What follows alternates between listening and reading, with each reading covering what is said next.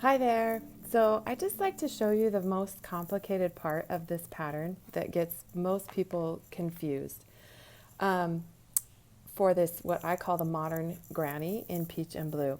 But if you'll notice, because the triangles are nestled in between each other, we have one over here, then back over here.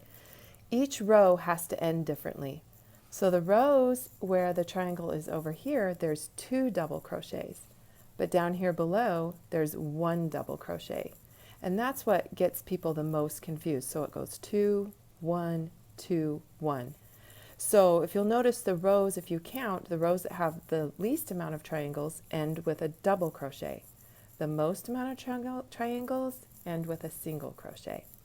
So here you go. I'm going to show you, I'm doing the bottom half of this modern granny, which is just 3 double crochet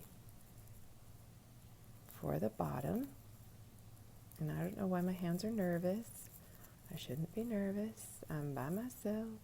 Okay, there we go.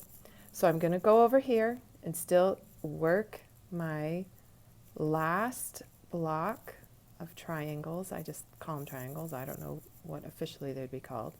And then I'm simply only going to work 1. Now here's one little thing that I've been doing is I just go ahead and go in that space. I'm not messing with trying to find the top of the turning chain because I have found as I go back and do the border, it all gets covered up. It's actually a cleaner space to put my 2 double crochet into for each space, and I have been doing that and I haven't had a problem. So I'm going to chain 3 and then I'm going to turn my work, and here we go. I've got the other ones. That's my other tip I'm going to talk about.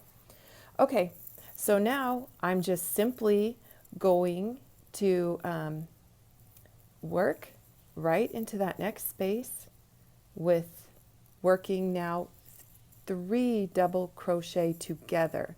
So I just go through the first 2 loops before I finish the stitch. And now I finish the whole stitch.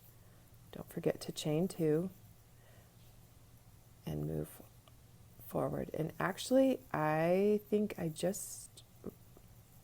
you're supposed to chain 4 because this, you need just that little bit of extra space that counts as the chain 1 in between right here.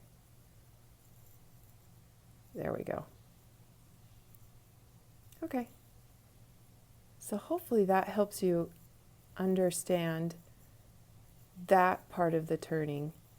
Other than that, it's just such a simple, I mean, once you get the hang of it, oh, it is such a simple pattern that works up so quickly. And I did most of this work just last night. I got 2 hours in of working on this blanket and I feel like I'm halfway done. So this is a really, look at that. And there's that. That's how.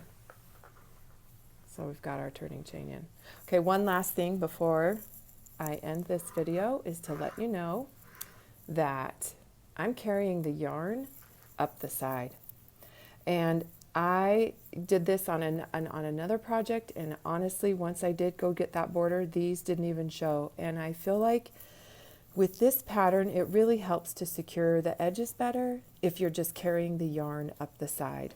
So when I get to this end, obviously I'll be done with the peach, and so I'll want to pull that blue, and here's my blue that I've just been carrying, and I'll just gently make sure I pull that through and I start working with the yarn. And you can just see how these are just all still attached, but you got to be careful that you still get your tension just right.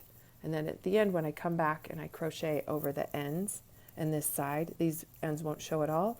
You will have very few ends to weave in that will actually become, and I feel like it'll be a more secure blanket too when it's all said and done. So perfect baby blanket that can be thrown in the wash time and time again.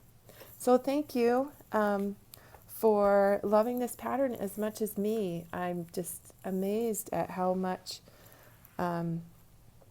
this pattern gets shared, and I'm so happy that I've discovered it.